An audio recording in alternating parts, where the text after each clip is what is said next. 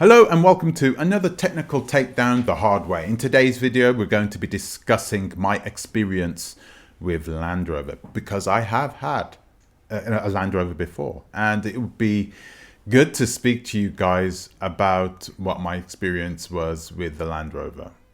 Was it all negative? Was it all positive? Well, let's get into it. So about 4 years ago now, I bought a brand new Land Rover. It was a Land Rover Velar.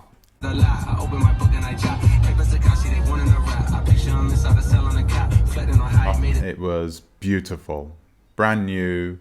I loved it. I really liked that car. The only thing I didn't really like about it is that I thought that it would be sort of like a sportier version of the Range Rover Sport.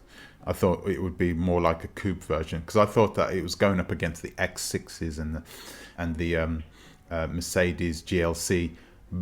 But it just seemed a bit, I don't know, soft as well. It was too posh for me. I don't know if there's such a name. I mean, if you can say something like that. But yeah, it was not my cup of tea. I just always had this inkling in the back of my mind that this wasn't meant for me.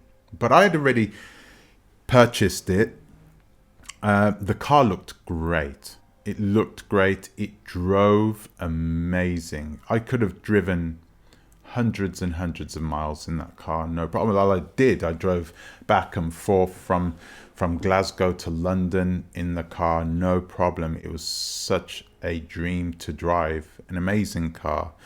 You know, I didn't not purchase it for no reason. You know, clearly I bought it for a reason. I bought it because I needed an SUV, and I needed something that was going to look good because of I was going to be picking up clients from airports all over the UK. So it wasn't a taxi service. It was just clients for a company that I was running up in Scotland. So so that's what I was doing in it, and I'm going to tell you a story. So the first day I had it, I started getting a warning on the dashboard. I know I shouldn't be talking like this, but I gotta say it. So I started getting a warning on the dashboard. I think it's I forgot the name of it. I think it's Drive Blue. It was some sort of fluid that it was asking for. As you do, I ignored it. Yeah, I completely ignored this sign. And I don't know if you know about these cars today, but of course there are strict emissions regulations on all cars, all new cars as well. They have to do that to keep the air clean, which is not a bad thing, right? So there are lots of sensors and computers on board this car to make sure that the fuel that goes in it and the exhaust which comes out of it are as clean as possible for the humans that live in the environment in which we're going to be driving in. So the AdBlue, that was the name, AdBlue. So anyway, I ignored it. I didn't put the AdBlue in. The next day, I was supposed to go to a wedding. I went upstairs, went to sleep, came back down to get ready. Yeah, here we go. Got into the car. Didn't start. It just shut down. It didn't even try to start. It's a long time since you had the service with them. It was about a week, I think. I think it's just turned off. No, that's fine. That's fine. So, it was just no. So I had to call out a technician who came to the car, and he had to fiddle around with it for a bit, but eventually he got it started and got me back on the road. I would say it's all my fault, but why would I need AdBlue in the car for? I mean, it wasn't brand new, but man, shouldn't they have just topped it up? You know, wouldn't they have topped up the AdBlue first? Because it wasn't like I did tons of miles in that car. I found it really strange. So yeah, that's my That's my experience. My one bad experience with Land Rover. I thought the car was absolutely incredible, but you know, if I need to now relate it to our drive around Africa, I need to ask some serious questions. What's going to happen when I put some dodgy fuel in the car? Is there any way I can get the sensors turned off? I don't think there is, really. I don't think there is. There is a lot of problems that you can have with brand new cars that I want to discuss today. And that's just one of the problems, you know. There is going to be places where there is going to be a lot of dodgy fuel. So somehow we're going to have to put filters on the car to make sure that it filters out all the impurities. We're also going to need to put a water filter, sorry, not for the water, but to make sure all the moisture is taken out of the fuel as well. So we need one of those filters too. So yeah, it's something that I am having problems with because you know, I'm not going to be doing this in an old car anymore.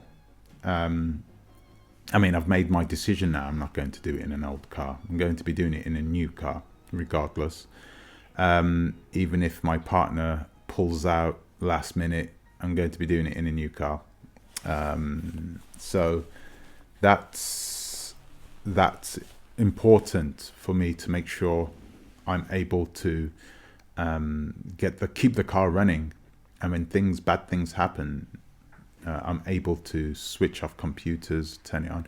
That is one thing I'm thinking about doing, because I might be remote to the point in which I'm going to have to do a bit of work myself, you know, to switch the engine on. A lot of the time these cars do this, you know, to save the engine. You know, there's a good reason that an electronic computer has these sensors and will not switch on the car. It's because it doesn't want you to damage the car, to damage the vehicle, sometimes irrevocably. So that is important, that we have all these fuel filters and that we are really careful with where we go to buy fuel from. So one of the things you can do, especially if you overland in Africa, is go to fuel pumps that is busy. If you go to these fuel pumps that are really busy, it is highly likely that these fuel pumps are being cleaned more regular, because the fuel is going in and out of them a lot more regularly. So it's better for you to go and pump up at a fuels pump which is being regularly used. So it's a busy one. Yeah, go to a busy one. That's one thing we're going to be doing. We're going to be going to major pump stations as well along the way. So we're going to map these out before we even leave. We will take a canister with clean, good fuel with us all the time. That will extend our range quite considerably. There is another thing. Actually, do you know what? I'm going to speak to you about that in another one. I'm going to talk to you about the air suspension in another one. Or should I speak about it in the next video?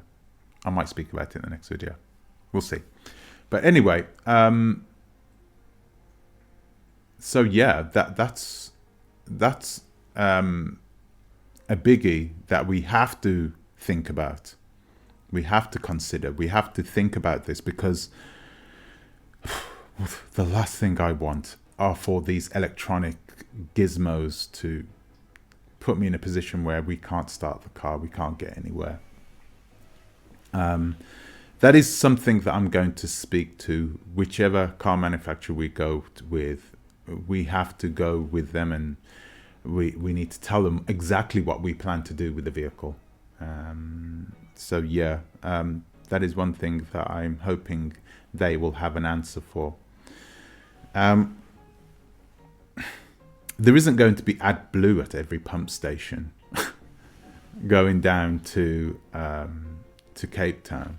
So I don't quite know how we're going to get around that if we get a new car. It's something we're going to have to think about as and when we get to it. But I'm thinking about actually just speaking to British Petroleum and Shell and telling them, you know, asking for some advice from them, and also the AA as well, at speaking to them about the journey we're going to do and asking them if there is any advice that they can give us in regards to fuel and keeping the fuel clean and making sure that we don't get contaminated fuel. I know you're not supposed to buy fuel from the side of the road, but you never know, at some point that we might be forced into that position. So yeah, it's important that we take all this into consideration, into account, and then by filtering the fuel as many times as possible and buying it from authorized dealers. That's what we can do. We can't do anything else. Sorry. So anyway, guys, thank you for watching this today. And I'll see you in the next one.